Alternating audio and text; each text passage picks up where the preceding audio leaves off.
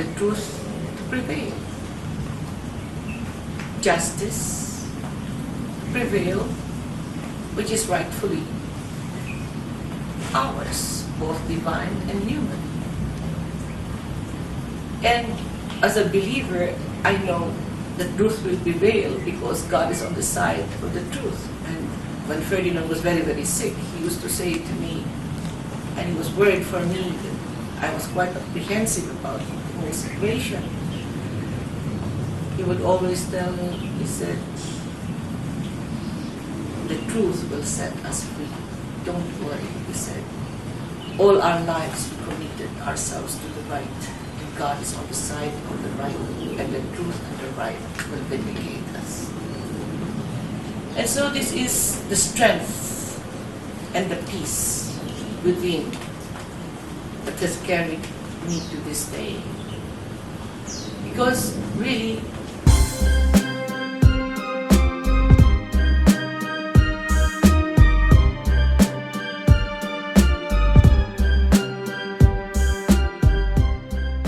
moltissima gente. Come lei pensa che in pochissimo tempo questa gente abbia cambiato opinione nei riguardi suoi e di suo marito?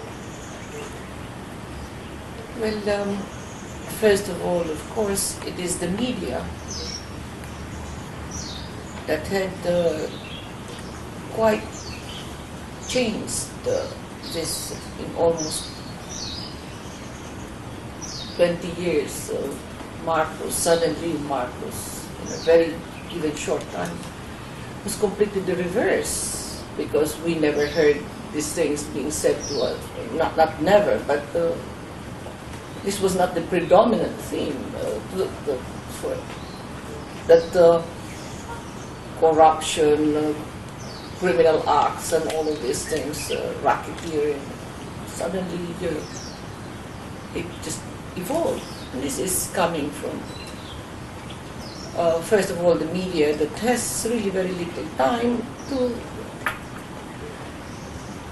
just see the black and white, the yin and the yang, and not the rainbow that every human being tries to make out of his and her life and the world that they live in. And so with that perception also, and the politicians and leaders of the world has also the reality of a specific time frame of their leadership, have to rely on this information and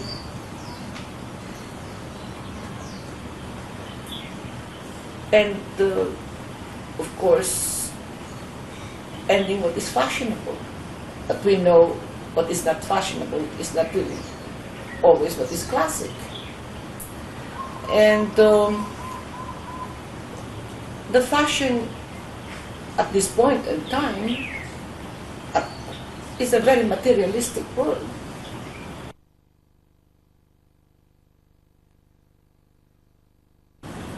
How we can get justice? Not because the Americans are unjust, or the United States is an unjust system. It is only because we are premising from a different truth. Like it is true at one given moment, like now, let us say, it is 12 o'clock p.m. in the United States of America. And it is 12 o'clock a.m. in the Republic of the Philippines. And this is the truth. At what? At that very single moment and second. It is 12 a.m. in the Philippines and 12 p.m. in the United States. And that is the truth. Now, how can I tell the truth when you know it is black, you know it is dark, you know it is night, and I say, yes, it is white, and yes, it is day, and yes, this is light? You will not believe me, because you see it from a different light. You see it from a different country, a different culture, different institutions. different laws, different procedure, different system. But worse, different culture, different climate, different place. Completely different culture. We don't even have the jury system. They pick at random members of the jury who did not have to do, who were not authorized, and who were not empowered to rule a country that would lead with the rest of the family of nations. When you have juries who have maybe even doctors, lawyers, PhDs and all of that, or truck drivers, or porters, or waiters and all of that, members of the jury, how can they judge a president for 20 years of a third world country of a different culture? And even if we put all the former presidents and the incumbent president as members of the jury to judge Marcos, it's a different thing altogether to rule a big nation and a small nation, to rule a very rich country and a poor developing country, to rule, in short, a country of different culture is different. And so you cannot even judge the president, really judge truthfully and honestly the president before you. And how much more to judge someone who has never been your peer or one of your race. So the matter of jurisdiction, a matter of neutrality, question of we are an independent country from no less from the United States of America. We were given an independence in 1946. This is the reason why the Filipino people then, during World War II, we had 17 million people. 1 million died in that war. Double that of the death that occurred for the United States Armed Forces and government during the time. And we were a small population. But we fought valiantly, and our men valiantly, and Marcos was in the forefront of that because he was the most decorated soldier at World War II. La sua situazione attuale qui alle Filippine in questi giorni e qual è il programma nel futuro, cosa si aspetta dalla giustizia americana e come è trattata dal paese nel quale lei vive attualmente? Well, what I'm waiting for is the truth to prevail.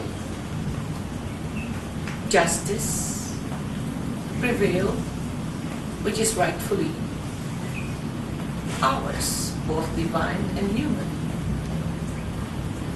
And as a believer, I know the truth will prevail because God is on the side of the truth. And when Ferdinand was very, very sick, he used to say to me, and he was worried for me that I was quite apprehensive about the whole situation. He would always tell me, he said, the truth will set us free. Don't worry, he said. All our lives we committed ourselves to the right, and God is on the side of the right, and the truth and the right will vindicate us. And so this is the strength and the peace within that has carried me to this day. Because really, when the president passed away, I really thought that when he went away, I would just collapse. He was my life, he was my world, he was my great love. And when he passed away, and before this happened, the 10 months of vigil by his side, in the intensive care in the hospital, I was always afraid of the very moment he would pass away, when the moment of truth would come before that he would pass away. And funny, when the moment came, it was a moment of glorious exaltation in great thanksgiving to the Lord Almighty for having blessed me for 35 years with a great human being, for that privilege. So I said, Lord, thank you, thank you, thank you. In fact, it was only the third day, when every day I would wake up, it was not there. It was not even there sick.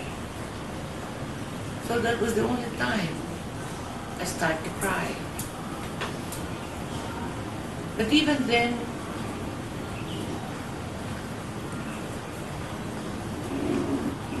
somehow if the man had been a beautiful human being, a good person, a righteous man, every given truth that surfaces within the day, every beautiful thing that occurs, every given moment of beauty and love that arises, then you know he is alive, he is not dead. The great legacy of righteousness, the great legacy of love, enlightenment, justice, humanity, all of this, Ferdinand is again alive. And so, there being God all the time, there will always be justice, there will always be good, there will always be nice people and friends and all of that, then it will always be there. Of course, once in a while, you are human, you are physical, you are matter. And so I go to the Valley of the Temples to see where he is in temporary rest, before hopefully God will bless us with a miracle that he will be brought home. I know that if mankind will not give him justice, the Lord will perform a miracle that will bring him home. And in the event that Ferdinand is brought home and put to rest in his beloved motherland, where he will be in great embrace in his beautiful country, the Philippines, where even in death he shall embrace a country between the Pacific Ocean and the China Sea.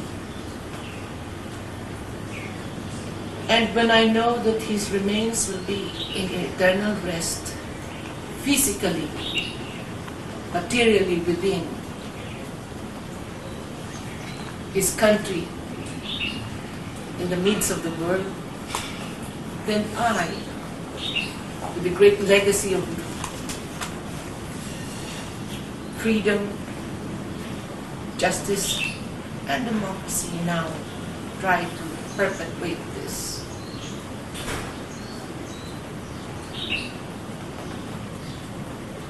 In our people, bring peace and reconciliation to everyone, and hopefully bring peace and order in our country, that this nation can stand up again and once again walk shoulder to shoulder with all of mankind in dignity and in honor as a member of a free world that seeks quality of life for every human being and peace in every man and in every country. You can always make a start. And what little experience I have and the great legacy that I have, from the President, I shall give to my fellow human being. And it will not be officially, because I think I have had enough politics. Because they say when it is for cause of people, it is politics. But you can still be with people without politics, because politics institutionalize love, institutionalize the giving, the serving. You can serve without politics. You serve because you love. And the other name for love is giving, serving, working. The opposite of love is not hate, it is selfishness. So now that Ferdinand has passed away and not passed away, I will continue to serve the bigger Ferdinand, the Filipino people, just as privately as before, just as deeply and profound as before. And now I have full concentration now for my fellow human being, to the Filipino people. And that great intensity and that deep love symbolized by Ferdinand will now be real in my countrymen and my fellow human being. And talking about politics, I'm continuously asked by this politics. I was running for a position. I hope not, I pray not. So that whatever I do, I feel I have to do, and my priorities will not be curtailed, and I shall not be suspect that I'm doing this because for a position. And I do not want to take away my freedom. I have to do this because this has to be done first. This is the priority, this is the protocol. I always believe in the priority of the heart. And this is me. The priority, more than even rationality, for me has been the priority of the heart, of the feeling of love. Delle immagini di grande affetto da parte del popolo filippino, sia nei suoi confronti, sia nei confronti del Presidente quando è morto. Cosa pensa di questa manifestazione d'amore a lei che non è presente, che è forzata a non essere là? Qual è il suo sentimento nei confronti del suo popolo? Well, first of all, every time I see here this great demonstration of love, this great numbers of Filipino in great intensity and emotion praying for a miracle that the President comes home, coming in great numbers in all days of the night, whether rain or shine, they are begging the President be brought home. This is, for me, when I see it, I am happy because I see that these people, these poor people, is also capable of great intense feeling of love, a positive feeling. You'll say, oh, these are poor people. They're not capable of great richness, and the great richness is that love. And so, seeing that great intensity of love, I see Ferdinand Marcos again. I see him alive because I see that love that I knew so closely and so well. There is now, I see Ferdinand everywhere. Everyone who loves, who gives, who serves, who is selfless, I see Ferdinand. I see my great love over and over again. So I'm happy for that. Not for the things that they gave or the things they offered or the material things. It is the symbol now.